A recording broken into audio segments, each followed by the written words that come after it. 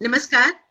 तेरे होते हुए महफिल में जलते हैं चिराग, तेरे होते हुए महफिल में जलते हैं चिराग, लोग क्या सादा हैं, सूरज को दिखाते हैं चिराग। रूबरू थिएटर ग्रुप और विजय सूरी फाउंडेशन की तरफ से शख्सियत सीजन 2 में आज इस वक्त हमारे साथ जो शख्सियत है, अगर मैं उनको यही कहूंगी, is a डॉइन of modern Indian theatre.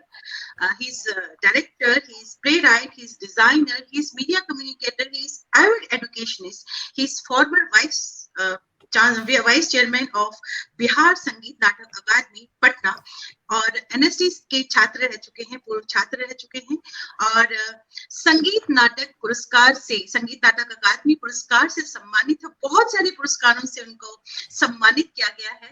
तो we are privileged to have him today in our show. तो बहुत बहुत स्वागत करती हूँ सतीश आनंद जी का. बहुत बहुत स्वागत सर आपका हमारे शो में. बहुत बहुत स्वागत. नमस्कार, धन्यवाद. Sir, it's privilege to have you here in the show today. मेरा भी सौभाग्य है कि आपने मुझे ये अवसर दिया. सर, हमारा सौभाग्य है कि आप हमारे साथ हैं आज. हमारा सौभाग्य सर, आज आप हमारे साथ हैं. तो सर, मेरा सबसे पहला सवाल, जो मेरी जितनी भी शख्सियतें हमारे यहाँ आती हैं, पहला सवाल मेरा यही होता है कि जो सफर है कला के क्षेत्र का, तो हम चाहते हैं कि हम लोग भी उनसे सफर का, आपके जो सफर रहा उसके हम हिस्सेदार बने. एक सेकंड, आवाज आ रही है मेरी? आपकी आवाज कट कट के आ रही है. कट कट, मैं सर एक बार देखती हूँ.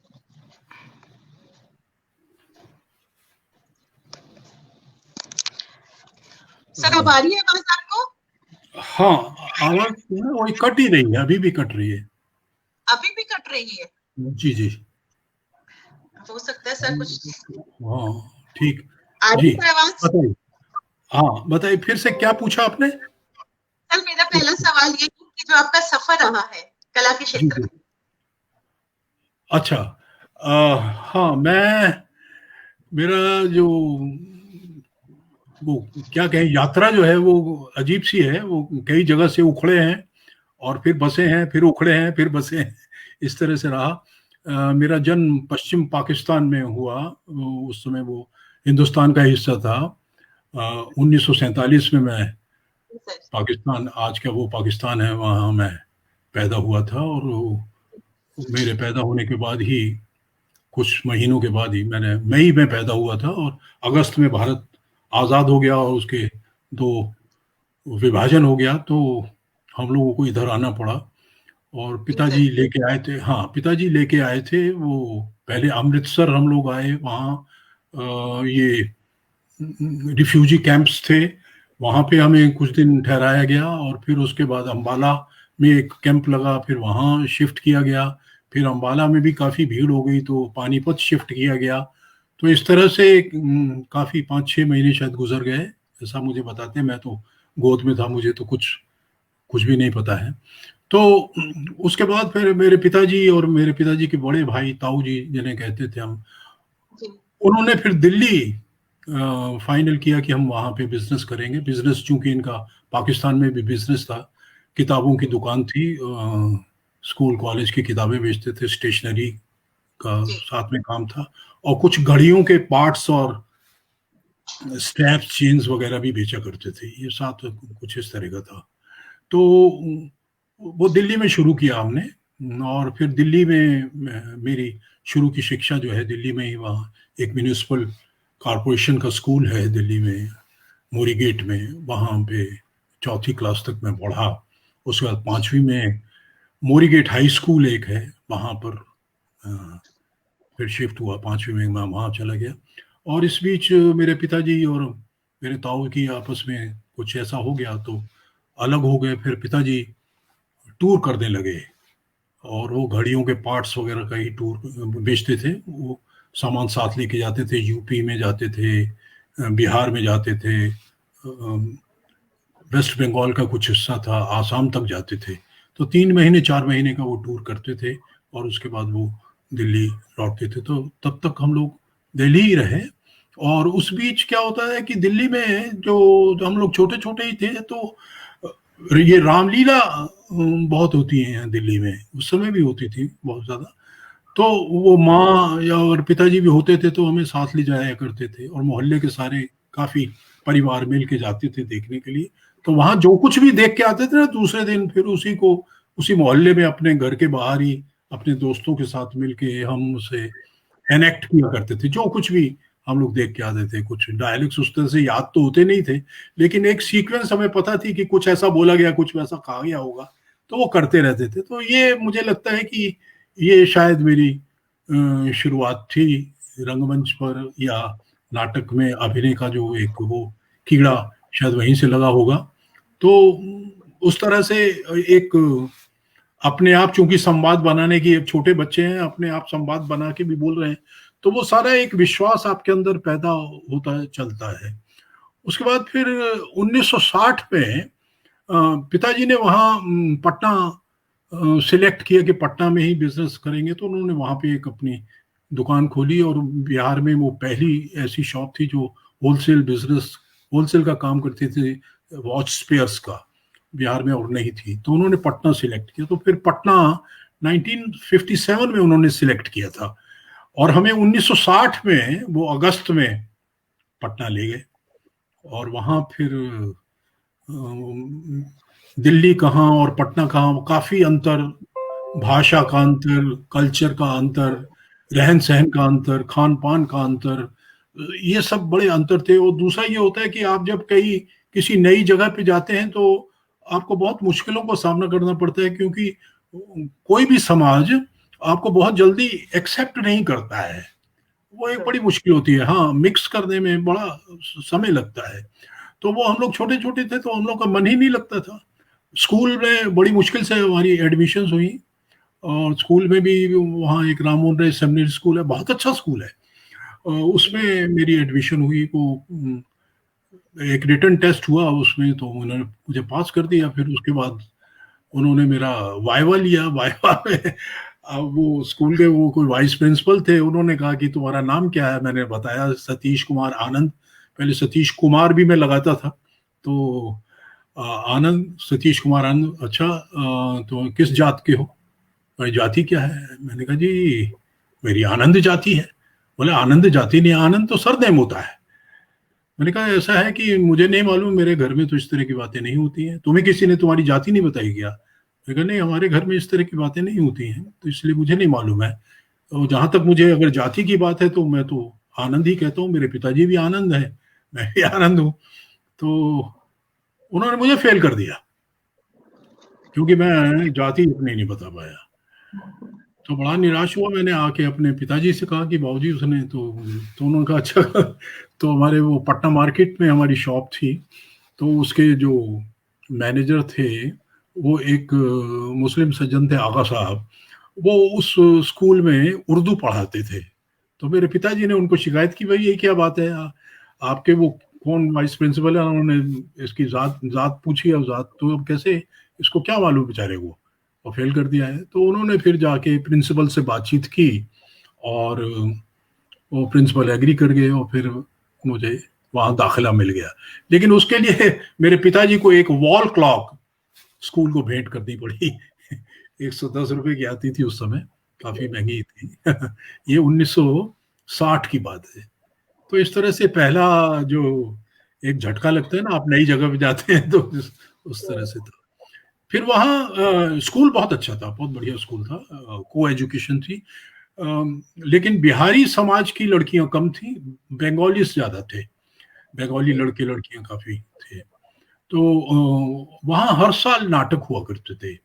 ये दुर्गा पूजा के समय में, जो दशहरे के टाइम होता है ना, वहाँ बड़ी लंबी छुट्टियां हुआ करती थी स्कूल में, और स्कूल को उससे पहले, छुट्टियों से पहले डेकोरेट किया जाता था।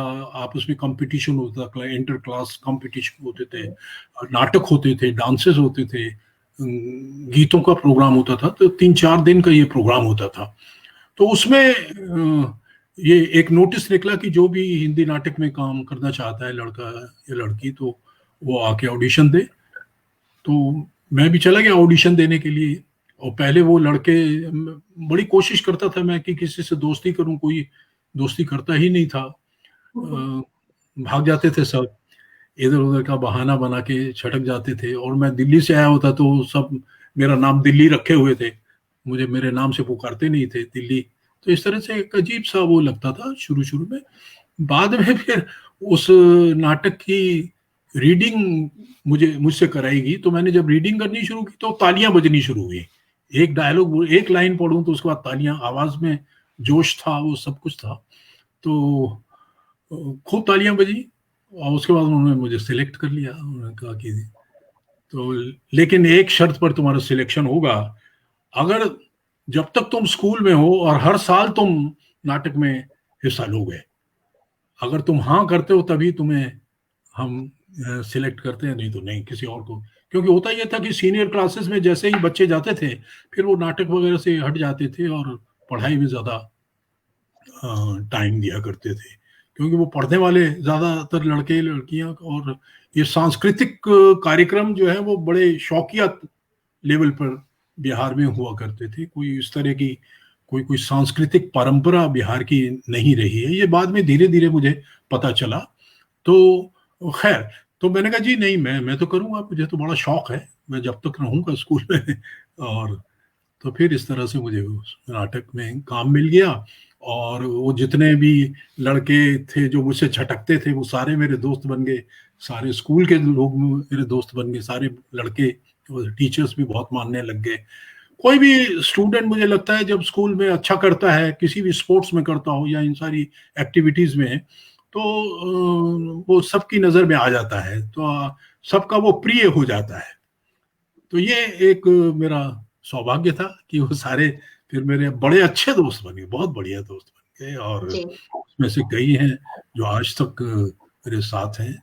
तो इस तरह से ये यात्रा वहां शुरू हुई। उसके बाद लगा कि भाई ये तो साल में एक बार नाटक होता है, अब सारा साल बैठ के मैं क्या करूं। अंदर से वो लगता था कि नहीं, ये चीज मैं कर सकता हूं, लोग तारीफ करते हैं तो और नाटक करने चाहिए। तो बाहर कोई ऐसी संस्था मिली नहीं थी, नहीं, और उस बड़े शौकिया किस्म के वहाँ ग्रुप्स थे जो कभी कभार, जैसे ये ज्यादातर पर्व त्योहार के समय पे नाटक किया करते थे, बीच बीच में नहीं करते थे, इस तरह का था।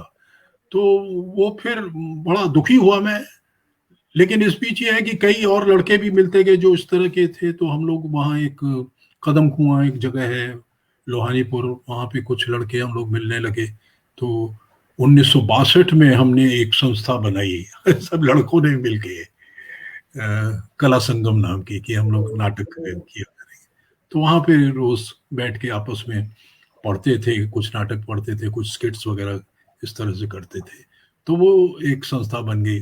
उसके बाद ये हुआ कि पता लगा कि आकाशवाणी में नाटक किया जा सकता है, क्योंकि वो लोहानीपुर में ही गोपाल प्रसाद सिन्हा रहते थे। गोपाल प्रसाद सिन्हा जो है वो ऑल इंडिया रेडियो में वहाँ स्टाफ आर्टिस्ट थे, ड्रामा वॉइस थे। हाँ, तो बहुत अच्छे एक्टर थे, बहुत बढ़िया एक्टर।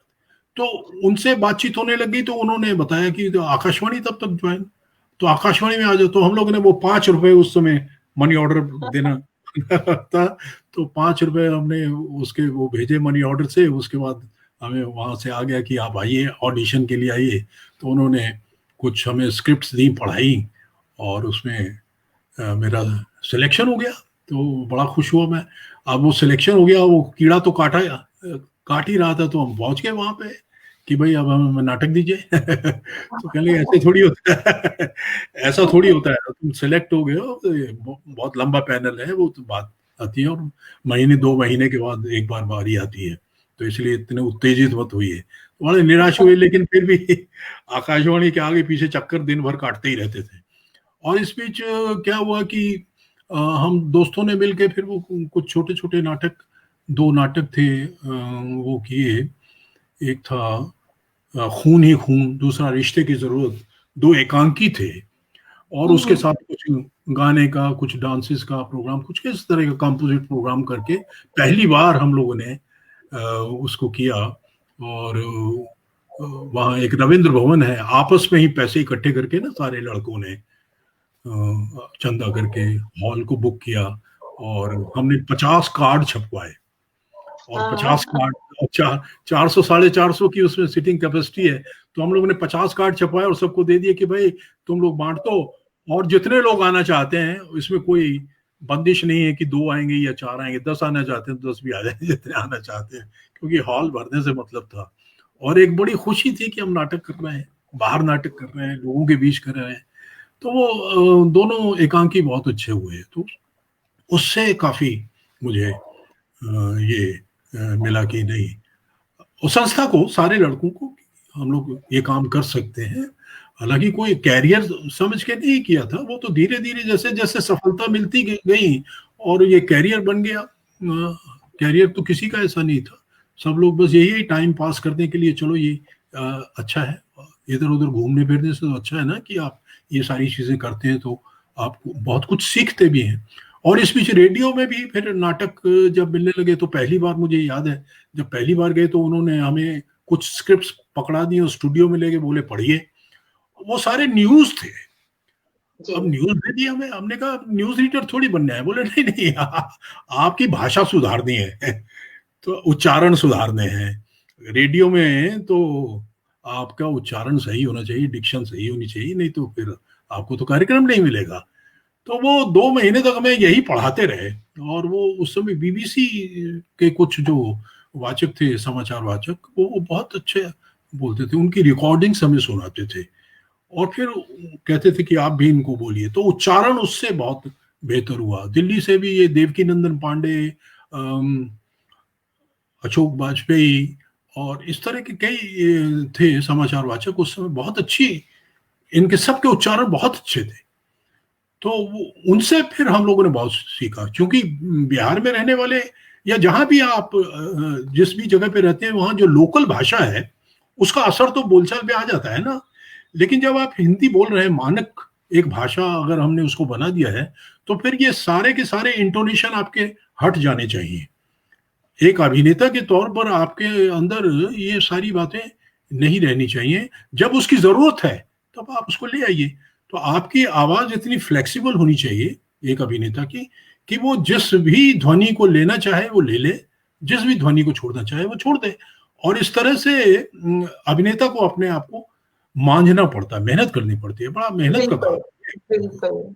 यहाँ मैं सर ये जरूर कहूंगी कि आपने आकाशवाणी की बात कही, आपकी आवाज इतनी खूबसूरत है, इतनी अच्छी आवाज है कि सुनने को मन करता है सर। उच्चारण आकाशवाणी की अगर हम बात करें तो आकाशवाणी तो एक यूनिवर्सिटी है, जो आपका उच्चारण आप किस तरह से बात कभी नहीं की, अगर हम बात करें तो आकाशवाणी से बढ़कर। हाँ, ये सारी आकाशवाणी से मेरी समझ लीजिए ये ट्रेनिंग शुरू हुई। और गोपाल प्रसाद सिन्हा जो है वो बहुत अद्भुत अभिनेता थे, मेरे पहले गुरु, मैं उनको यही मानता हूँ। और उन्होंने मुझे संवाद बोलना सिखलाया, कैसे संवाद बोलते हैं, संवादों में उतार चढ़ाव कैसे होता है, भावनाएं कैसे आती हैं, ये सारी चीजें। अद्भुत कलाकार थे वो। और उन्हें आकाशवाणी पटना का दिलीप कुमार कहा जाता था। और वो एक और थी पुष्पा आर्यानी, उनकी आवाज भी बहुत अच्छी थी, बहुत अच्छी अभिनेत्री थी। और ये दोनों हमेशा नायक नायिका हर नाटक में लगभग हुआ करते थे और बहुत अच्छे नाटक करते थे। और दोनों वर्सटाइल थे। पुष्पा आर्यानी के साथ एक नाटक में मैंने काम किया था। आशापूर्णा देवी का एक उपन्यास था, उसको उस साल ज्ञानपीठ पुरस्कार भी मिला था। तो उसमें उन्होंने 7 साल की लड़की की भूमिका, 16 साल की लड़की की भूमिका, 25 साल की लड़की की भूमिका और 70 साल की बुढ़िया की भूमिका, एक ही अभिनेत्री। और आवाज में इतना चेंज ले आई, वो विश्वास नहीं होता था कि ये पुष्पा आर्यानी जो है वो 40-45 साल की हैं या 7 साल की हैं या 15 साल की हैं या 25 साल की हैं या फिर 70 साल की हैं। कमाल की अभिनेत्री थी। तो वैसा ही कुछ इनमें गोपाल बाबू में भी था, वो भी अद्भुत कलाकार थे। तो उन्होंने बहुत कुछ सिखलाया मुझे, आकाशवाणी से बहुत कुछ मिला, आवाज का उतार चढ़ाव। और दूसरा ये है कि जो रेडियो नाटक है वो तो वहां जाके पता लगा कि नाटक में आपने अपने शब्दों से, जो भाषा है आपकी, जो भी संवाद है, आपने उससे अपने अपने चरित्र को बनाना है, दिखाना है। आपको दिखाई तो पड़ नहीं रहे दर्शक श्रोता को, रेडियो का तो श्रोता ही होता है, दर्शक तो होता नहीं है, तो दिखाई नहीं पड़ रहे हैं। उसने आपकी आवाज से ही एक कल्पना करनी है, आपका चित्र बनाना है कि आप किस तरह का पात्र बन रहे हैं। आप सुंदर हैं या कुरूप हैं उससे कोई फर्क नहीं पड़ता है, मोटे हैं या पतले हैं उससे कोई फर्क नहीं पड़ता है, लेकिन आपकी आवाज में आप अपने आवाज से कितना काम कर सकते हैं। तो आवाज पर पूरा काम रेडियो के अभिनेता को करना पड़ता है। तो इसलिए वो उसका फायदा मुझे बहुत हुआ, और बाद में जब हम पढ़ाने लगे, सिखाने भी लगे, तो फिर लोगों को ये बताते थे, बच्चों को बताते भी हैं कि नाट्यशास्त्र में जो वाचिक अभिनय की बात कही जाती है, 4 तरह के अभिनय कहे जाते हैं, सात्विक, आंगिक, वाचिक और आहार्य। तो वाचिक अभिनय वस्तुतः है क्या? वो उसका सबसे अच्छा उदाहरण जो है वो रेडियो स्टेशन है, रेडियो के प्लेस है, रेडियो नाटक है। हाँ, और वो चाहे छोटा नाटक हो या बड़ा नाटक हो, चाहे स्किट हो, चाहे कैसा भी हो, किसी भी रूप में हो, अभिनेता अपने अभिनय क्षमता, जो उसकी वाचिक अभिनय क्षमता है, उससे उस चरित्र का सृजन करता है। ये बहुत अच्छी चीज है। और इसने मुझे, जब मैं नाटक का निर्देशन करने लगा, तो उसमें मुझे इसने बहुत सहायता की अपने अभिनेताओं से काम कराने में। हाँ, क्योंकि क्या होता है कि अभिनय जब आप करते हैं, जो कोई भी चरित्र का आप पार्ट कर रहे हैं, तो वो दिखाई आपको देना चाहिए। आप जब पढ़ते हैं, आप जब बोलते हैं, तो आपको वो पात्र दिखाई देना चाहिए। वो क्या बोल रहा है, उसका अर्थ क्या है, वो जो शब्द बोल रहा है, उन शब्दों का अर्थ क्या है, उन शब्दों के पीछे कौन सी भावनाएं छुपी हुई हैं, क्या भाव है उसके, और उन शब्दों में और बहुत सारी चीजें, उसके मूवमेंट है, उसका एक्शन है, जो फिजिकल एक्शन है, वो सारा का सारा शब्द में छिपा हुआ है। अच्छा, और दूसरी बात क्या होती है कि रेडियो में और बहुत अच्छी चीज है जो अभिनेता को और बहुत परिपक्व भी करती है, कि रेडियो में हमें कहा जाता था कि आपको संवाद याद नहीं करने, आपको पढ़ के अभिनय करना है। तो पढ़ते हुए अभिनय आपने करना है, वो एक साथ साथ एलिनिएशन भी है आपकी, और आप उस चरित्र को जी भी रहे हैं, और वही भावना के साथ, उसी भावना के साथ कर रहे हैं।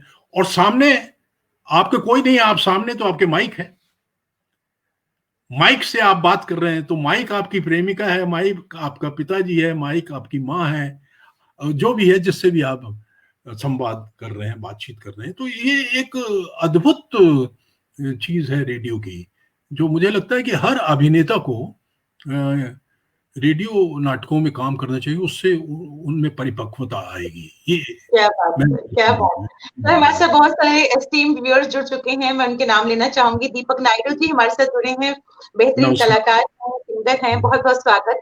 सदानंद मिश्रा जी हमारे साथ जुड़ चुके हैं। मिश्रा जी पटना गए हैं, हाँ, ऑल इंडिया रेडियो में वहाँ पटना में पैक्स थे, और सबसे आकाशवाणी में प्रोड्यूसर थी। निरुपमा वर्मा जी हमारे साथ जुड़ी हैं, ए ग्रेड आर्टिस्ट है आकाशवाणी की, और रंगमंच की तो है ही, बहुत बेहतरीन कलाकार। बहुत बहुत शुक्रिया। किरण शिवपुरी जी हमारे साथ जुड़ी हैं, आकाशवाणी के नाटकों से उनका जुड़ाव रहा है, लिखती है रेडियो नाटकों से बहुत कुछ सीखने को मिलता है, बिल्कुल जिस तरह सर ने कहा। हरविंदर कौर बबली हमारे साथ मस्कर से जुड़ी हैं, लिखती है सतीश अच्छे डायरेक्टर तो है ही, हमने एक साथ एक नाटक में काम किया था जी, बिल्कुल। आओ तनिक प्रेम करें, बहुत अच्छा अभिनय, बहुत अच्छी अभिनय थी। हाँ, बबली लाजवाब। डॉक्टर सरला मेहता हमारे साथ जुड़ी हैं, डॉक्टर हैं और आकाशवाणी के नाटकों से जुड़ी हैं। वनीता ठाकुर जी शिलोंग से हमारे साथ जुड़ी हैं, ब्रॉडकास्टर हैं, लिखती हैं। बहुत ही अच्छी थी, अच्छी थी। निरुपमा वर्मा जी लिखती हैं कमेंडेबल। कुलदीप सरीन जी हमारे साथ जुड़े हैं, रंगकर्मी हैं, सिनेमा से। हाँ, कुलदीप एसआरसी में रहा है मेरे, है ना, वही कुलदीप सरीन, बहुत अच्छा अभिनेता, अरे कमाल। और एक नाटक हमने किया था पुरुष में इसने बहुत अच्छा काम किया था, बहुत ही बढ़िया, लाजवाब। लिखते हैं कि आपकी शुरुआत जानकर बहुत अच्छा लग रहा है। सुचित्रा गुप्ता जी हमारे साथ जुड़ी हैं, बेहतरीन अदाकारा है, रंगमंच की, टेलीविजन, इनसे मुलाकात है, और इनकी बेटी मेरी स्टूडेंट रही एसआरसी में। क्या बात, क्या बात। रेखा सुशील शर्मा हमारे साथ जुड़ी हैं, सिंगर हैं, बेहतरीन सिंगर और अदाकारा हैं। बहुत बहुत शुक्रिया कहना चाहूंगी। विनीता जी लिखती हैं, simplicity personified Satish ji, you haven't even a bit. क्या बात सर, क्या बात। महेश बादल जी हमारे साथ जुड़े हैं, राइटर हैं, रंगकर्मी है, सिनेमा और टेलीविजन से नाता है। लिखते हैं, सतीश जी रंगमंच जगत में एक विशेष स्थान रखते हैं। ये बिल्कुल सही कह रहे हैं कि सतीश सर का एक अलग ही मकाम है रंगमंच के क्षेत्र में, वाकई इसमें कोई दो राय नहीं। श्याम सुंदर कपूर जी हमारे से जुड़े हैं, राइटर हैं। लिखते हैं, नमस्कार सतीश जी। सरिता पटेल जी हमारे से जुड़ी हैं मुंबई से, लिखती हैं, रंगकर्मी है, लिखती हैं, नमस्कार। नीरज कौशिक जी हमारे से जुड़े हैं, बहुत बहुत स्वागत हमारे से जुड़ने के लिए। मैरी नायडू जी हमारे से जुड़ी हैं, बहुत बहुत स्वागत। जमीर शाही जी श्रीनगर से हमारे से जुड़े हैं, बेहतरीन कलाकार, जम्मू कश्मीर के रंगमंच, टेलीविजन और सिनेमा के, बहुत बहुत स्वागत। अनीस आजमी साहब हमारे साथ जुड़े हैं। अनीस सर बहुत बहुत शुक्रिया। कैसे हैं अनीस भाई? ठीक हैं, कुशल हैं, बहुत अच्छे। भौमिक जी हमारे साथ जुड़े हैं। सुमन पॉल जी हमारे साथ जुड़ी हैं, आकाशवाणी से उनका गहरा नाता, ब्रॉडकास्टर हैं, बहुत जानी मानी। युवराज सर हमारे साथ जुड़े हैं। युवराज सर बहुत, Yuvraj is great, Yuvraj is great. बहुत ही प्यारा इंसान है, बहुत प्यारा इंसान। जगजीत सरीन जी हमारे साथ जुड़े हैं, बहुत बहुत स्वागत। बहुत बहुत स्वागत कहना चाहूंगी। जितने भी एस्टीम्ड व्यूअर्स हमारे साथ जुड़े हैं उन सभी का तहे दिल से स्वागत। अय्याश आरिफ साहब हमारे साथ जुड़े हैं, बेहतरीन कलाकार, अदाकार, निर्देशक, टेलीविजन के मीडिया कर्मी हैं और थिएटर के उन्होंने एक तरह से अपनी जिंदगी समर्पित की है। बहुत बहुत शुक्रिया अय्याश साहब हमारे साथ जुड़ने के लिए। रश्मि धर जी हमारे साथ जुड़ी हुई हैं, आकाशवाणी के नाटकों से उनका नाता और रंगमंच से उनका नाता है। बहुत बहुत स्वागत सर। मैं ये कहना चाहूंगी, आपकी एक बड़ी यूनिक कंट्रीब्यूशन रही है थिएटर को लेकर। मैं चाहूंगी कि हम भी इसका हिस्सा बने, जो आपका सफर रहा, जो आपने इतनी कंट्रीब्यूशन की इंडियन थिएटर की ड्राइंग अगर कहा जाए आपको, तो ये गलत नहीं होगा, इसमें कोई दो राय नहीं है। तो मैं चाहूंगी वो भी हमें आप बताएं, जो आपने इतने काम किए हैं, बिहार में स्ट्रीट थिएटर इंट्रोड्यूस किया और जाने क्या क्या किया सर आपने। जब बाहर हमने काम करना शुरू किया, संस्था जब बन गई, उसके बाद रमेश मेहता का एक नाटक था, पैसा बोलता है। उस नाटक को हमने करने की सोची। अब उस समय बिहार में बाहर लड़कियां नहीं मिलती, लड़कियां नहीं आती थी। बिहार का जो पूरा समाज है ना, वो बड़ा बंधा बंधा सा था। हालांकि बंगाल के काफी लोग वहाँ हैं, उनका बड़ा अच्छा कल्चर, और वो नाटकों में भी हिस्सा लेते। नाटकों की बहुत सारी संस्थाएं थी बंगला की, अभिनय किया करते थे, नृत्य किया करते थे, संगीत में उनका शौक था, लेकिन बिहारी परिवारों का नहीं था। ये एक बड़ा दुखद अध्याय है वहां का रहा है। सांस्कृतिक रूप से लोग काफी पिछड़े हुए थे। नाटकों को अच्छा समझा नहीं जाता था। नाटक में काम करने वालों के बारे में बड़ी खराब राय थी कि ये सारे के सारे चरित्रहीन होते हैं, चाहे लड़कियां हों चाहे लड़के हों, कोई भी हो। तो इसलिए जो भद्र समाज है या भद्र परिवारों की लड़कियां हैं या लड़के हैं, उनके माता पिता, पेरेंट्स कभी भी इस बात के लिए इजाजत नहीं देते थे। बड़ी मुश्किल थी, और मुझे ये बात समझ में नहीं आती थी ऐसा क्यों है। जबकि बिहार, अगर हम साहित्य की दृष्टि से देखें, आध्यात्म की दृष्टि से देखें, तो इसने बहुत कुछ दिया है। इतना सुंदर, इतना स्वर्णिम इतिहास है बिहार का। लेकिन ये जो प्रदर्शनकारी कलाओं में पता नहीं हम क्यों इतना पिछड़ गए बिहार के, ये दुख होता था इस बात को लेके। और वो जैसे जैसे मैं नाटक करता गया, मेरे अंदर ये चीज और सशक्त होती गई, नहीं बिहार में हमें एक अच्छा थिएटर बनाना है और बना के रहेंगे। और उस समय लड़के थे, और एक ये था कि अच्छा काम करें, लोग तालियां बजाते हैं, लोग खुश होते हैं, ये इस तरह से। तो पहला नाटक किया तो उसमें लड़कियां चाहिए थी। अब लड़कियां नहीं मिल रही थी, कोई लड़की आने को तैयार नहीं थी। कुछ प्रोफेशनल्स थी वहाँ, एक पीआरडी डिपार्टमेंट हुआ करता था, उसमें उन्होंने वो नाटक, गीत नाट्य विभाग की तरह, जैसे सॉन्ग एंडोमेंट डिवीजन है, उसी तरह का ये राज्य सरकारों का भी अपने विभाग हुआ करता। तो उसमें कुछ महिलाएं, लेकिन वो प्रोफेशनल्स थी। प्रोफेशनल का मतलब पैसे लेती थी, और अभिनय में कोई बहुत अच्छी नहीं थी। और वो क्या है कि एक साथ कई काम करती थी, क्योंकि पैसे भी लेती थी। तो उसमें क्या होता था कि नाटक जो है वो उसका स्तर गिर जाता था। अब उनको अभिनय याद है या नहीं है, संवाद याद नहीं है, आप हमेशा अलर्ट रहिए कि आपको संवाद पता नहीं कहाँ आप अपना बोल जाइए। दूसरा ये होता था कि उस समय जो बिहार में जिस तरह से नाटक होते थे या पटना में नाटक होते थे, प्रॉम्प्ट बहुत होता था, हर नाटक में प्रॉम्प्टिंग होती थी।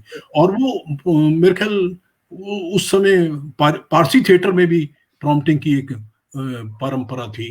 मैंने तो बंगला थिएटर एक यात्रा पार्टी आई थी, उसमें एक जो प्रॉम्प्टर था वो स्टेज पर ही जिस जिस पात्र ने डायलॉग बोल रहे उसके पीछे जाके खड़ा हो जाता था और वो पढ़ता रहता था, और सामने खड़ा हुआ अभिनेता जो है उसको बोल रहा था। तो इस तरह की एक परंपरा थी पूरे हमारे लगता है पूरे नाट्य जगत में ही इस तरह की। तो वो नाटक को बड़ा बाधित करता था, उस तरह का आनंद आता नहीं था। तो ये मुझे बड़ा खराब लगता था कि ये क्यों प्रॉम्प्ट क्यों है, याद करके क्यों नहीं करते हैं। याद करके करने में एक दूसरा ही आनंद आता है। लेकिन खैर वो उस समय वैसा था। तो ये सारी बातें मेरे अंदर बैठती जा रही थी कि इसको हटाना है, इसको हटाना है, इसको खत्म करना है। लेकिन सबसे बड़ी समस्या थी कि महिलाएं कैसे आए, महिलाएं नहीं मिलती थी उसमें, बहुत बहुत दुश्वारी होती थी। अब पहला नाटक हमने किसी तरह से किया, उसमें अब लड़कियां नहीं थी, तो जिस स्कूल में मैं पढ़ता था उसमें बंगाली लड़कियां थी, वो तो नाटक करती थी। तो एक दिन पट्टा मार्केट में एक लड़की दिखाई देगी जो मेरे से सीनियर थी, वो तो मैं गया उसके साथ, मैंने कहा दीदी नमस्कार, कैसी हैं आप? तो अरे अरे पहचान गई मुझे। तो बोली कैसे हो? मैंने कहा मैं एक नाटक कर रहा हूँ, आप उसमें एक एक्ट कर दो ना। कर बोले नहीं नहीं मेरी तो हिंदी अच्छी नहीं है। तो मैंने कहा आप कोई दूसरी लड़की बताइए। बोली मेरी एक बहन है, छोटी बहन है, वो उसकी हिंदी अच्छी है मुझसे, लेकिन फिर भी बंगला टोन है हल्की सी। तो मैंने कहा नहीं वो हमारे निर्देशक हैं, वो ठीक करा लेंगे। तो उसके बाद फिर उसकी बहन ने वो अभिनय किया और बहुत अच्छा अभिनय किया था, लेकिन वो एक ही नाटक कर पाए, दूसरा नहीं कर पाए, फिर उनकी शादी हो गई। तो इस तरह से ये दिक्कत आने लगी। फिर एक दूसरा नाटक, वो नाटक बहुत अच्छा हो गया, काफी लोगों ने तारीफ की। उसके बाद उसमें हमारे आकाशवाणी के ही आप के कलाकार हैं सुमन कुमार, अभी एक कला जागरण उनकी अपनी संस्था है, वो काफी वर्षों से मेरे साथ, हम लोग साथ साथ पढ़ते भी थे, रेडियो में भी एक साथ नाटक हम लोग करते थे, और कला संगम के साथ भी वो जुड़ा हुआ था। तो उसने एक रोल किया, गोपाल बाबू ने उसमें पिताजी का रोल किया। तो ये नाटक बहुत अच्छा हुआ। इस तरह से हरिशरण एक हमारे जो संस्थापक सदस्यों में थे वो भी थे। तो ये नाटक बहुत अच्छा हुआ। और उसके बाद हुआ कि अब दूसरा नाटक करना चाहिए। तो दूसरे नाटक में अब रेडियो में भगवान प्रसाद नाम के एक बहुत अच्छे अभिनेता थे, वो वैसे तो नौकरी करते थे लेकिन किसी नाट्य संस्था से जुड़े हुए थे, वो दरभंगा के आसपास की कोई संस्था थी, उससे वो नाटक किया करते थे। उनकी आवाज बड़ी अच्छी थी, बहुत ही बढ़िया आवाज थी। अब उन्होंने कहा कि, मैंने कहा कि कोई नाटक आप बताइए। तो उन्होंने कहा कि एक देवर भाभी नाटक है, वो करो। तो फिर देवर भाभी, सतीश दे का लिखा हुआ देवर भाभी नाटक है, वो हम लोगों ने शुरू किया। तो उसमें मैं भी भूमिका कर रहा था। तो हम निर्देशन के लिए मैंने भगवान बाबू को कहा, भगवान बाबू आप ही कर दीजिए। तो भगवान बाबू ने मुझे हंसना सिखलाया, मुझे हंसना नहीं आता था। जो भी हम लोग हंसते थे तो बड़ा अननेचुरल सा होता था। तो उन्होंने फिर हंसना सिखाया। तो हंसने की टेक्निक क्या होती है, कितनी तरह का हंसना होता है, छोटा हंसना, बड़ा हंसना, ऐतिहासिक नाटकों में हंसना, भूत प्रेत का हंसना, और स्वाभाविक जो है वो आपका रियलिस्टिक हंसना, ये सब कैसे होता है। तो ये सारी चीजें उन्होंने सिखलाई। तो वो नाटक, अब उस नाटक में क्या हुआ कि 3 लड़कियां थी, एक तो माँ थी और 2 एक बहू थी और एक बहन बेटी थी। अब 2 लड़कियों के लिए हमें वहां से 2 लड़कियां लानी पड़ी, और वो उसी तरह प्रोफेशनल्स थी, किसी दिन आती थी किसी दिन नहीं आती थी, लेकिन उन्होंने पैसे भी पहले ले लिए और उसके बाद वो रिहर्सल चालू हो गई। रिहर्सल चालू हुई, काफी 1.5-2 महीना 3 महीना हम लोग को लग जाता था नाटक तैयार करते में। और रिहर्सल की जगह की बड़ी तकलीफ होती थी, कोई जगह नहीं थी हमारे पास।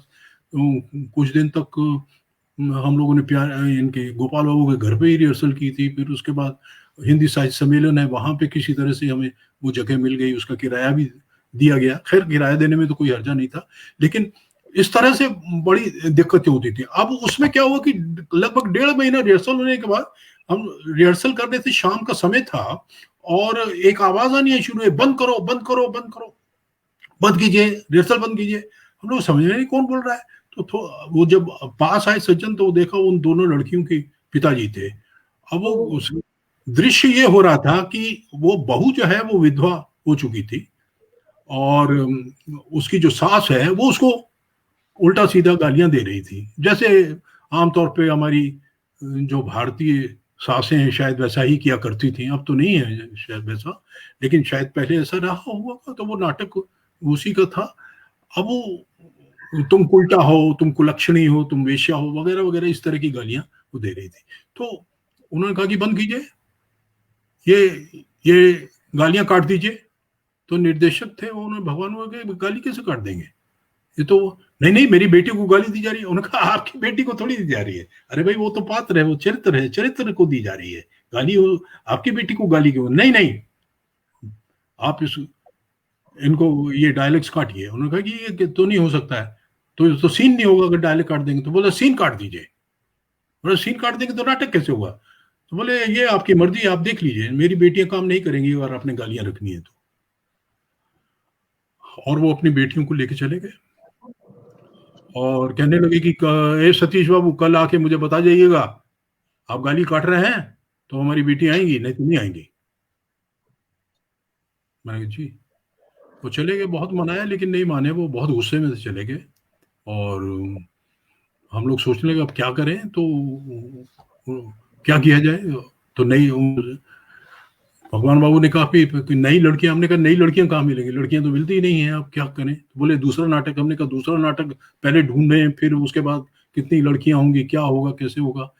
तो फिर वो कहने लगे चलो तलाशते हैं फिर, और कल वैसे तुम एक बार जाके उनसे मिल आओ। तो मैं चला गया दूसरे दिन उनके पास। तो वो कहने लगे कि क्या हुआ, गाली काटेंगे या नहीं? नहीं नहीं गाली तो नहीं काटेंगे। बोले तो नहीं, ये नहीं जाएंगी। तो मैंने बहुत मनाने की कोशिश की, तो उन्होंने बहुत भला बुरा मुझे भी डांट दिया, मुझे भी यानी वस्तु तो गाली तो नहीं दी, लेकिन गाली जैसी चीजें वो काफी कुछ बोल गए। तो मैं चला आया। वो पैसे, मैंने कहा आप पैसे, आप, मैंने पूरा बोला हाँ पैसा आपका खत्म हो गया, क्योंकि मेरी बेटियां इतने दिन तक रिहर्सल की हैं। और वो रिक्शा का भी किराया हम लोग देते थे, वो पैसे भी, अरे ठीक है जाइए मत दीजिए। तो इस तरह से फिर शीला डायसन एक ऑल इंडिया रेडियो में थी, उन्होंने उनसे बात की हमने। मैंने कहा फिर उनसे मैंने पहले पूछ लिया, मैंने कहा देखिए इसमें गालियां हैं, वो गालियां देती है सास, आप बहू हैं, तो आपको कोई एतराज तो नहीं है? तो वो बहुत हंसी, बोले अरे कैसी बात करते हो सतीश, तुम पागल हो क्या, गाली दे रही है तो चरित्र दे रही, मुझे दे रही है, मुझे क्या दिक्कत है। तो उससे तो मेरा अभिनय और ज्यादा अच्छा होगा, जितना गाली देंगी मैं उस तरह का रिएक्शन दे पाऊंगी। मैंने कहा ये तो ठीक बात, मैंने कहा ये तो एक सेंसिबल बात हुई, ये बात उन लोगों को समझ में नहीं आई थी। खैर, तो वो नाटक अच्छा हुआ, निकल गया, बहुत बढ़िया हुआ नाटक। फिर उसके बाद संस्था जैसे चल पड़ी, काफी लोग जानने लगे पटना में, लोग, पटना छोटा सा शहर था, सब लोग जानने लग जाते थे। तो लोग बार बार पूछे अब कौन सा नया नाटक कर रहे हो, क्या कर रहे हो, क्या। फिर बाकी इतिहास एक नाटक नेमीचंद जैन ने, बाकी इतिहास इनका बादल सरकार का नाटक था, उसका अनुवाद किया था, वो छप के आ गया था, तो वो मैंने पढ़ा, तो मुझे वो बहुत अच्छा लगा। तो प्यारे मोहन सहाय नेशनल स्कूल ऑफ ड्रामा के पहले बैच के स्टूडेंट थे, जो बिहार से पहले स्टूडेंट थे, गए थे, पास आउट करके आए थे, गोल्ड मेडलिस्ट थे, बहुत अच्छे अभिनेता थे।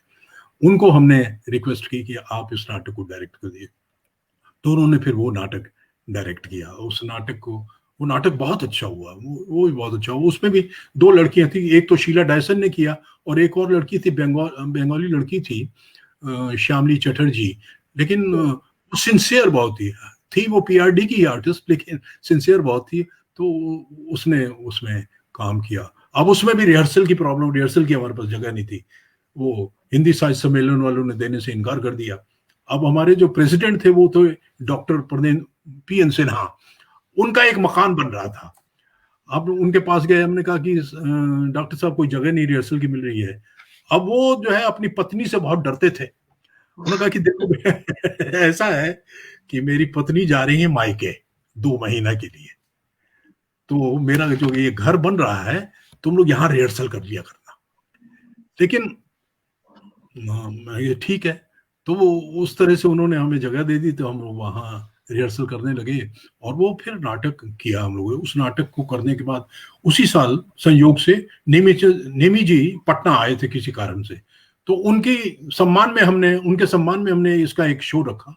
उस शो उन्होंने देखा तो उन्हें बहुत पसंद आया, तो उन्होंने मुझसे ये कहा कि तुम तो बहुत अच्छे अभिनेता हो, तो तुम क्यों नहीं नेशनल स्कूल ऑफ ड्रामा में आ जाते हो, national school of drama join कर लो, और उससे क्या है कि तुम्हारे अंदर और विकास होगा, नई चीजें तुम्हें पता लगेंगी, एक बड़ा कैनवास मिलेगा, और पास करने के बाद फिर तुम्हारी इच्छा है जहां तुमने जाना हो जाना, वापस आना हो वापस आना, नहीं तो और तुम्हारे लिए कई ऑप्शंस होंगे, तुम देख लेना।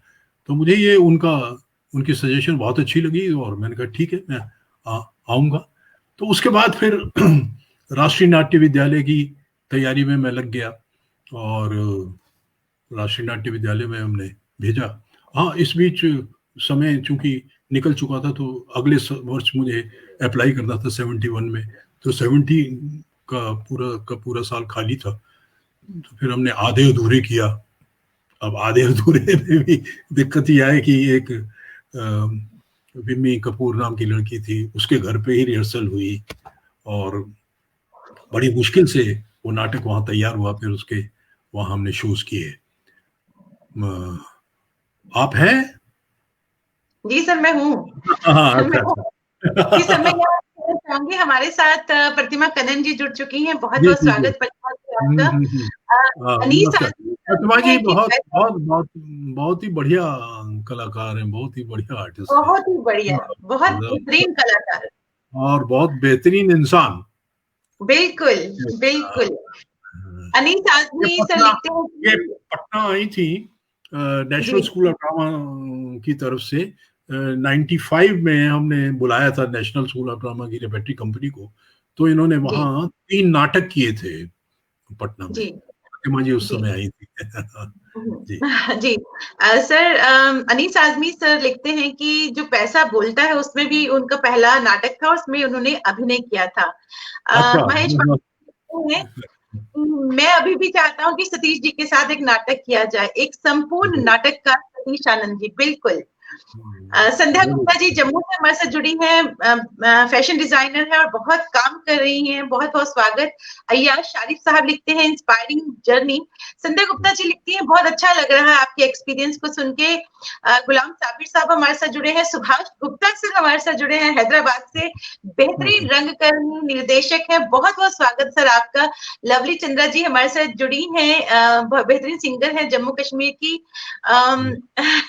जमीर शाहिद साहब लिखते हैं सतीश जी जो कुछ भी बोल रहे हैं इनके बोलने में काफी ईमानदारी झलक रही है और तजुर्बा है। बिल्कुल जमीर साहब एक डॉन है, he is a great theatrist. Doctor Salla Mehta हमारे साथ जुड़ी हैं, जगदीश सरीन जी हमारे साथ जुड़े हैं, जितने भी जुड़े हैं सभी का स्वागत। प्रतिमा कनन जी कहती है शुक्रिया सतीश सर। सतीश सर, आपकी जो शख्सियत है उसके इतने पहलू है कि हमारा जो वक्त है 1 घंटे का वो बिल्कुल बहुत मुश्किल है आपकी शख्सियत को इतने कम वक्त में समेटना। लेकिन मैं आपसे ये जरूर जानना चाहूंगी कि कि थिएटर तो खैर है ही, आपने सर लिखा बहुत है, टेलीविजन नाटक तो लिखे हैं, टेलीविजन के लिए आपने लिखा है, स्क्रीन प्ले आपने लिखा है, आपने थिएटर में एक्ट किया है, आपने डायरेक्ट किया है, आपने फिल्मों में भी काम किया है। सर क्या कहेंगे? अब ये क्या है कि आप जब इस तरह का काम करते हैं, हालांकि मैं फिल्मों में काम नहीं करना चाहता, मेरी तो इच्छा यही थी कि थिएटर मैंने जैसे कहा कि मेरा एक एम्बिशन था, एक मिशन था कि मुझे बिहार में एक बड़ा ही स्वस्थ हिंदी रंगमंच तैयार करना है, उसके लिए चाहे जो कुछ भी हो जाए। और काफी लड़ाइयां लड़ी मैंने उसके लिए, काफी बेइज्जती का भी सामना मैंने किया, बहुत तरह से मुझे धुतकारा भी गया बहुत लोगों ने, लेकिन मैं डटा रहा। और उसके बाद फिर एक समय ऐसा आया कि लोग फिर मेरे साथ हो गए और मानने लगे कि हाँ ये एक सही काम हो रहा है, और पटना में एक स्वस्थ वातावरण, फिर पटना से बिहार में पूरा एक अच्छा वातावरण बन रहा है। ये एक बहुत अच्छा काम हुआ और वहाँ की महिलाओं ने मुझे बहुत साथ दिया। वहाँ के कॉलेजेस की जो प्रोफेसर्स थी, विनीता अग्रवाल थी मगध महिला कॉलेज की, उन्होंने बहुत साथ दिया। और पहले नाटक जो हमने किया, मैं राष्ट्रीय नाट्य विद्यालय से लौट के जब मैं गया, राष्ट्रीय नाट्य विद्यालय में मेरा दाखिला हो गया था, लेकिन मैं पूरा नहीं कर पाया था, बीच में ही कुछ इस तरह के कुछ विवाद से हो गए, तो मैं छोड़ के चला गया था। और मैंने कहा था कि मैं बिहार में करूंगा रंगमंच, और मैं फिर वहाँ चला गया, और वहाँ फिर हमने संस्था को दोबारा रिवाइव किया। उस रिवाइवल में चूंकि जितना समय मैं यहाँ रहा, बहुत अच्छा वातावरण था नेशनल स्कूल ऑफ ड्रामा का। मेरे सारे बड़े अच्छे दोस्त थे ये सब लोग। रतन थियम मेरे बैचमेट थे, रोहिणी अटंगड़ी मेरी बैचमेट, जयदेव अटंगड़ी जो उसके पति हैं वो मेरे बैचमेट, ये बंसी कौल, नसीरुद्दीन शाह, भानु भारती, ये मुझसे 1 साल सीनियर थे। कीर्ति जैन 3rd ईयर में थी, अंकुर 3rd ईयर में थे। तो ये सारे के सारे लोग बड़े अच्छे, हम लोग मित्र थे, और बहुत अच्छा एक वातावरण था, बहुत ही बढ़िया वातावरण था जितना भी समय में रहा। आपके लिए लिखते हैं कि सतीश भाई ने बहरूप जेएनयू के लिए भी कई नाटक डायरेक्ट किए हैं, और वो भी बिना पैसा लिए। बिल्कुल बिल्कुल। तो वो बहरूप, तो वो जो उसका जो संचालन था, और वो इतना बढ़िया था, उसमें क्या हुआ कि एक नाटक हम लोगों ने एक वर्कशॉप की ने, तो उसमें अब नाटक करना है। अब नाटक करने के लिए हुआ ये कि लूशुन की एक वो कहानी थी, उसका नाट्य रूपांतरण करना था। अब वो नाट्य रूपांतरण करने के लिए जितने लड़के लड़कियां थे, वो एक अद्भुत अनुभव है कि रोज नाटक लिखा जाता था, 1 या 2 पेजेस लिखे जाते थे, वो डिस्कस होते थे, और फिर उनको लेके हम लोग उस नाटक को करते थे। सूपना का सपना बहुत ही बढ़िया नाटक किया था बहरूप ने, और फिर वो बाद में भारंगम में भी हुआ। बहुत अच्छा। अच्छा, और दूसरा उसमें जो सबसे अच्छी बात क्या थी, नाटक करते हुए आप जब नाटक लिख रहे हैं, तो आप अब नाटक लिख रहे हैं, आपके पास जितने अभिनेता अभिनेत्री हैं उनको ध्यान में लेके आपने नाटक लिखना है, और चरित्रों का, पात्रों का निर्माण करना है, सृजन करना है। ये एक नाटककार के लिए भी कितनी बड़ी चुनौती है, एक निर्देशक के लिए भी कितनी बड़ी चुनौती है कि आपने वो जो एक नाटक है, उस पूरे नाटक को इन्हीं कलाकारों के बीच में, और तो मिलने वाले नहीं आपको, जितने हैं उनके बीच में ही आपने उसको रचना है। तो ये एक बड़ी खूबसूरत, बहुत ही खूबसूरत अनुभव था, वेरी क्रिएटिव। तो बड़ा मजा आया बहरूप के साथ काम करके। तो वहाँ, तो मैं कहाँ से शुरू करूं? पूछना चाहूंगी सर, आपको इतने अवार्ड्स पुरस्कारों से सम्मानित किया गया है, इतनी लंबी लिस्ट है कि मैं उसका कहूंगी तो वक्त बहुत निकल जाएगा। संगीत नाटक अकादमी पुरस्कार जो सबसे बड़ा अवार्ड है, नेशनल अवार्ड है, उसका अनुभव करना चाहूंगी। वो क्या है कि मैंने बिहार के नाट्य रूपों को लेके एक काम किया था, उसमें विदेशिया स्टाइल का एक इवॉल्व किया था मैंने, फॉर्मेट इवॉल्व किया, और उसमें मैंने नाटक तैयार किए थे, वो बिहार के सारे नाट्य रूप को। 1984 में संगीत नाटक अकेडमी ने एक योजना बनाई थी कि आप जितने भी आपके इंडिजिनस ड्रामेटिक एलिमेंट्स हैं उनको लेके आप क्या कोई आधुनिक भारतीय रंगमंच के लिए कोई नई रंग भाषा का सृजन कर सकते हैं। तो मैंने उसमें हामी भर दी थी, और फिर मैंने वो बिहार के जितने भी हमारे वहाँ के नाट्य रूप हैं, लोंडा नाच है, इन सब को लेके, उनमें से ड्रामेटिक एलिमेंट्स लेके, नाट्य शास्त्र में से कुछ लेके, और जो हमारा कॉन्टेम्परेरी जीवन है वहां से कुछ लेके, चूंकि हम कॉन्टेम्परेरी ऑडियंस के लिए और कॉन्टेम्परेरी थिएटर के लिए कोई एक नई रंग भाषा को रच रहे हैं, तो उन सारे से सबसे एलिमेंट्स लेके मैंने उसको तैयार किया था। वो बड़ा खूबसूरत एक म्यूजिकल, पूरा का पूरा वो म्यूजिकल फॉर्मेट था, लेकिन बहुत ही अच्छा था। बहुत वो उसमें जितने तरह का, अगर आप कहें तो मैं उसको थोड़ा सा विस्तार से बता सकता हूँ कि उसमें किस तरह की चीजें हमने इस्तेमाल की। वो मेरा दुर्भाग्य है कि मैं दिल्ली चला आया, तो इसलिए मैं उस पर और काम नहीं कर पाया। मेरी बड़ी लंबी योजना थी कि किस तरह से उसको विदेशिया को और आगे हमने ले जाना है, उसमें और कई नया काम, क्योंकि वो जो विदेशिया फॉर्मेट बना वो रूरल थिएटर और अर्बन थिएटर के बीच में एक ब्रिज का काम करता था। दोनों के लिए वो उतना ही पावरफुल था। उसमें कहानियां पहली कहानी हमने अमली ली जो ग्रामीण परिवेश की थी, और दूसरा, हाँ, और दूसरा जो है हमने वृक्षकटिक नाटक जो है शूद्रक का संस्कृत का नाटक है उसको लिया। तीसरा जो है हमने फणीश्वर नाथ रेणु का मैला आंचल लिया जो बिल्कुल ही बायोग्राफिकल नॉवल है। वो बहुत ही डिफिकल्ट था, उसमें उपकथाएं हैं, एक कथा नहीं है, कथाओं का भरमार है, वो इस तरह का उसको लिया। फिर चौथा नाटक जो है मैंने रविंद्रनाथ टैगोर का मुक्तधारा लिया। उनमें ये सारी चीज, ये इन सारे एलिमेंट्स को यूज करते हुए कि ये किस तरह से ये नाटक बिहेव करेंगे, और लोगों ने उसको बहुत पसंद किया, बहुत ही पसंद किया। उसमें मैंने सूत्रधार उसमें 5 एलिमेंट मैंने मस्ट रखे कि मेरी विदेशीय सतीश आनंद के द्वारा सृजित विदेशीय शैली अगर किसी ने करना है नाटक, तो उसमें ये 5 एलिमेंट होने बहुत जरूरी हैं। जो सूत्रधार होगा, सूत्रधार का एक्सटेंशन हो गया सूत्रधार और नटी के रूप में एक विदूषक होगा, उसमें गीत होने चाहिए, उसमें नृत्य होना चाहिए, उसमें समाजी होने चाहिए। तो ये हमने 5 चीजें बिल्कुल मस्ट मान ली थी कि ये जरूर होंगी, और जो भी नाटक हमें मिले या जो भी कहानियां, उसमें हमने ये कैरेक्टर क्रिएट किए जिसमें नट नटी नहीं थे, नट नटी बनाए गए, सृजन किया गया। विदूषक नहीं था, विदूषक को क्रिएट किया गया। मैला आंचल में कोई विदूषक नहीं है,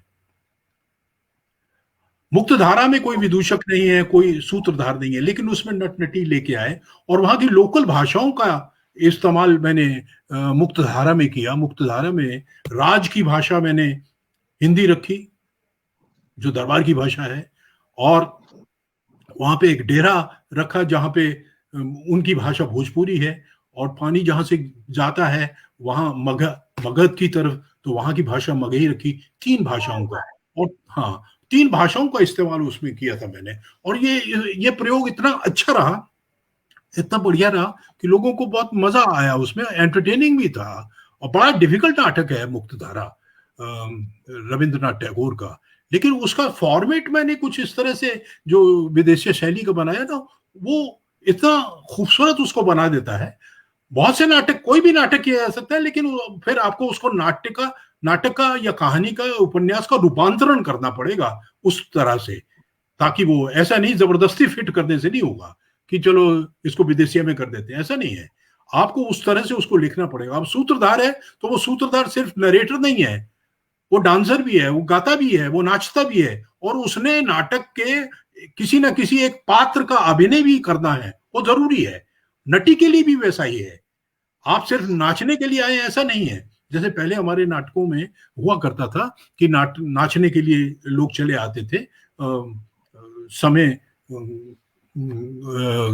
लंबे समय के लिए, चूंकि नाटक हुआ करते थे, जो हमारे पारंपरिक नाटक हैं वो रात में शुरू होते थे और दूसरे दिन सुबह जाके खत्म हुआ करते थे, अंधेरे से लेके सवेरे तक, क्योंकि अंधेरे में लोग अगर नाटक खत्म हो जाएगा तो लोग अपने गांव में वापस कैसे लौट सकेंगे, आवागमन की समस्या नहीं ना। तो इसलिए 7-7, 8-8 घंटे, 9-9 घंटे एक नाटक के उनको गुजारने पड़ते थे। तो इतने लंबे कथ्य तो हो नहीं सकते थे उस समय ना, तो इसलिए उनमें वो नृत्य डाल दिया करते थे, उसमें वो गीत डाल दिया करते थे, और लंबे लंबे गीत होते थे, 8-8, 10-10 स्टैंजास के, 20-20 स्टैंजास के गीत हुआ करते थे, ताकि वो समय को काटा जा सके।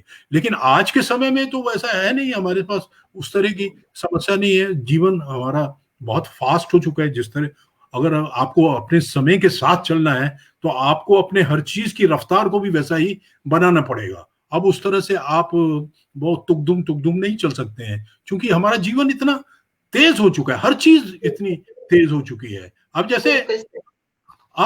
जैसे इंतजार नहीं है। आप देखिए, एक बड़ी मजेदार है, विरह खत्म हो गया। बिल्कुल सर, क्या बात सर, क्या बात। आप देखिए, विरह बिल्कुल खत्म हो गया है। नहीं तो पहले होता था कि चिट्ठी कब आएगी, इंतजार होता था। उस इंतजार में नायिका या नायक क्या क्या करते थे, क्या क्या गुजरता था। आज तो है ही नहीं। आज तो हर एक के पास मोबाइल है, और आपकी एक एक सेकंड की उसको पता है कि क्या हो गया। हाँ, ये है कि आपका अगर वो फोन उठा नहीं रहा है तो अब डर है कि क्या हो गया उसके साथ, कहीं कुछ दुर्घटना तो नहीं हो गई है। तो विरह नहीं है, विरह समाप्त हो गया। तो ये जो हमारी आने वाली जनरेशन है, या अभी हम जिस जनरेशन को देख रहे हैं, इनको विरह का पता ही नहीं है कि विरह होता क्या है। तो अगर विरह नहीं है तो प्रेम कम हो जाएगा, बिल्कुल प्रेम नहीं रहेगा। बिल्कुल सर। क्योंकि वो जो गुप्ता जी लिखती हैं really honest, enjoying honest talk. And Anees Azmi sir लिखते हैं कि Bahroop was child of great Shahid Anwar who was a great friend of great ji Shahid Anwar का तो जसकिरण चोपड़ा जी बोल रही है, रंगकर्मी है, लिखते हैं वे you are explaining it I can visualize. Sir बहुत ही खूबसूरती से आप हर चीज को बयां कर रहे हैं कि आपकी इतनी खूबसूरत आवाज। शाहिद अनवर तो पटना का ही, उधर बिहार का ही था बेचारा, बड़ी जल्दी ईश्वर ने उसको बुला लिया, और बहुत ही इंटेलिजेंट। जी बिल्कुल सोच विचार उसके, और जिस तरह से लिखना उसका लाजवाब लाजवाब था। कुलदीप सर लिखते हैं रंगमंच में आपका योगदान, आपके योगदान के लिए बिहार ही नहीं पूरा हिंदुस्तान आपका लोहा मानता है। सलाम। Very good Kuldeep sir, very good. Yuvraj sir लिखते हैं गजब शख्सियत है बड़े भाई, जिंदाबाद। युवराज सर खुद युवराज खुद भी आजकल तो ये वो जो पेंसिल से स्केचिंग से जो ये कमाल कर रहा है, इनका एक नया रूप ही आजकल सामने आ रहा है। बहुत बढ़िया है, बहुत बढ़िया। Multi talented Yuvraj sir, multi talented, very good. Jagdeep Sarin ji लिखते हैं विदेशी form in the form of total theatre. जी बिल्कुल, वो चूंकि टोटल थिएटर का कॉन्सेप्ट हमारे यहाँ रहा ही है, और हमारे यहाँ चाहे हम नाट्य शास्त्र देख लें या हमारा जो पारंपरिक रंगमंच है, वो चाहे देश के किसी भी हिस्से का है, उसमें टोटल थिएटर की ही कल्पना है, परिकल्पना है। क्योंकि हमारे यहाँ जो देखिए, हमारी जो संस्कृति है, जो हमारा जीवन दर्शन है, हमारे हमारा जीवन में हर चीज जो है ना, वो उत्सव है। बच्चा पेट में आया ही नहीं कि उत्सव शुरू हो जाता है, और मरने तक उत्सव है। आप देखिए, जीवन की कोई भी ऐसी घटना, कोई भी ऐसा संस्कार जिसमें गीत ना हो, जिसमें नृत्य ना हो, जिसको उत्सव की तरह ना मनाया जाता हो। हम चूंकि गीतों में और नृत्य में हमने अपने सारे जीवन को उस तरह से बांधा है, इसीलिए तो भारत की जो, अगर हम थोड़ा सा ध्यान दें, भारत की जो अपनी परंपरा है, अपनी संस्कृति है, वो नष्ट क्यों नहीं हो पाई। बाकी जितनी भी पुरानी संस्कृतियां हैं, सभ्यताएं, वो सारी नष्ट हो गई हैं, लेकिन भारत की सभ्यता नष्ट नहीं हुई, क्योंकि वो जीवंत परंपरा रही है जीने की। हमने हर चीज में जीवन देखा है, मृत्यु में भी जीवन देखा है। मृत्यु को अंत नहीं माना है हमने, मृत्यु के बाद एक नया जीवन शुरू होता है। इसको हमारे यहाँ हमारे ऋषि मुनियों ने हमें ये जीवन दर्शन दिया। इसलिए हम, करुणा थोड़ी देर के लिए होती है, लेकिन उसके बाद फिर जीवन उसी तरह से, उसी ऊर्जा के साथ चलता रहता है। तो इसलिए हमारे यहाँ हर अवसर के लिए गीत हैं, हमारे यहाँ ऋतुओं के गीत हैं, हमारे यहाँ पहाड़ों के गीत हैं, हमारे यहाँ नदियों के गीत हैं, हमारे यहाँ समुद्र के गीत हैं, पक्षियों के गीत हैं, पशुओं के गीत हैं। यानी भारतीय लोगों ने, भारतीय जीवन परंपरा में या भारतीय संस्कृति में, ये एक ऐसा रहा है कि हम सब मिलके रहे, प्रकृति के साथ रहे, पशु पक्षियों के साथ रहे, सबके साथ रहे, सब में से हमने जीवन देखा और जीवन को समझा। तो इसलिए ये सारी चीजें हमारी हैं, और ये सारी चीजें फिर हमारे, जब हम नृत्य करते हैं या हम नाटक करते हैं, जो हमारे पारंपरिक नाट्य रूप हैं, उन सब में है। तो इसलिए ये टोटल थिएटर की बात जो कही जाती है, या टोटल एक्टर होने की बात कही जाती है, वो है हमारे यहाँ। तो ये बड़ी एक जीवंत परंपरा है, और इसी को विदेशी जो यूरोपियंस हैं, वो आके यहाँ से ले जाते हैं। यहाँ वो उन्होंने बहुत कुछ सीखा है यहाँ से, और फिर उसको उन्होंने अपने ढंग से किया है। बड़ी अच्छी बात है, उसका और विस्तार किया है, उसको एक नया रूप दिया है। हमारे यहाँ भी जो नए निर्देशक हुए हैं अभी, जो काम कर रहे हैं, वो जो मैं संगीत नाटक अकादमी की उस स्कीम की चर्चा कर रहा था, उसके ही बहुत लोगों ने नया काम करना शुरू किया और एक नया रूप मिला। एक कुछ लोग ऐसे भी थे कि ये कहाँ हमें पीछे रूट्स की तरफ ले जा रहे हैं, ये रूट्स नहीं है, ये बकवास है, ये सब कुछ ऐसा है। नहीं, ऐसा नहीं है। वो हमारा दर्शन है, भारतीय दर्शन है। उससे हम अलग रह नहीं सकते, हम हट नहीं सकते हैं। और वो जब लौट के आया है तो आप देखिए, आपका नाटक जो है वो कितना और सशक्त हो गया है, कितना और कम्युनिकेटिव हो गया है और कितना विस्तार उसने लिया है। नहीं तो पहले तो यही था ना कि भाई एक ही तरह का नाटक है जी, ये जो रियलिस्टिक प्ले है यही एक ही तरह का थिएटर हो सकता है। नहीं, एक रियलिस्टिक थिएटर भी हो सकता है, ये भी हो सकता है और ऐसा भी हो सकता है। अब जो रियलिस्टिक थिएटर हम एक रियल लाइफ को जीते हैं, तो क्या हम उसमें गाते नहीं है? क्या हम उसमें नाचते नहीं है? क्या हम उसमें नाचते नहीं है? तो क्यों नहीं हमारी समसामयिक जिंदगी में या जो हमारी अभी की कॉन्टेम्परेरी इश्यूज हैं उसमें ये गीत और नृत्य क्यों नहीं आ सकता है? आज हम गाते नाचते नहीं है क्या? अभी भी गाते हैं, नाचते हैं। कुछ दूसरे ढंग का नाचने गाने लग गए हैं, वो एक अलग बात है। लेकिन संगीत और ये सारी चीजें तो हमारे जीवन के साथ जुड़ी हुई हैं, बहुत गहरी जुड़ी हुई है। इनका बड़ा गहरा हमारे साथ योगदान है और हमारे जीवन में है और ये रहेगा। और दूसरा ये है कि ठीक है, विकास जितना भी होगा, जितनी भी नई चीजें आएंगी, वो उसको हम अडॉप्ट करेंगे, वो हमारा कम्युनिकेशन का हिस्सा बनेगी, वो हमारे प्रदर्शन का भी हिस्सा बनेगी, वो सब कुछ है, क्योंकि वो एक सच्चाई है। उसको तो हम इनकार नहीं कर सकते हैं। और परंपरा कोई एक चीज थोड़ी होती है कि वो वहां थी तो वो वैसे ही की वैसी रहती है, तो बदलती रहती है, नई नई चीजें उसमें जोड़ती जाती हैं, जो जिनकी जरूरत नहीं है वो अपने आप कटने लग जाती हैं और इस तरह से परंपरा जीवित रहती हैं। तो इसलिए उस बात को लेकर उस बात को लेकर हमें इसकी आलोचना तो नहीं करनी चाहिए। इसलिए हर चीज को हमने इसमें जोड़ना है ताकि रंगमंच हरविंदर, माइंड फ्रेश कर दिया आपने। निरुपमा वर्मा जी, खूबसूरत बात कही आपने सर, कमाल है आप, वाकई कमाल है। लेकिन सर मैं आपके इतने सारे सवाल मुझे आपसे पूछ रहे थे, लेकिन मैं जरूर चाहूंगी कि आपके साथ मैं एक सेशन और करूं, कि जो बातें रह गई हैं उसको दूसरे सेशन में जरूर कवर करना चाहूंगी सर। इतना मजा आया सर आपके साथ बात करके, it was mesmerising experience for me. It was great experience आपको सुनना और जिस तरह से आपने बातें की सर, और आपकी आवाज मैं फिर से कहूंगी माशाल्लाह, इतनी खूबसूरत आवाज है सर आपकी, इतनी खूबसूरत आवाज। ये सब थिएटर की देन है। और सर आकाशवाणी भी आकाशवाणी भी है।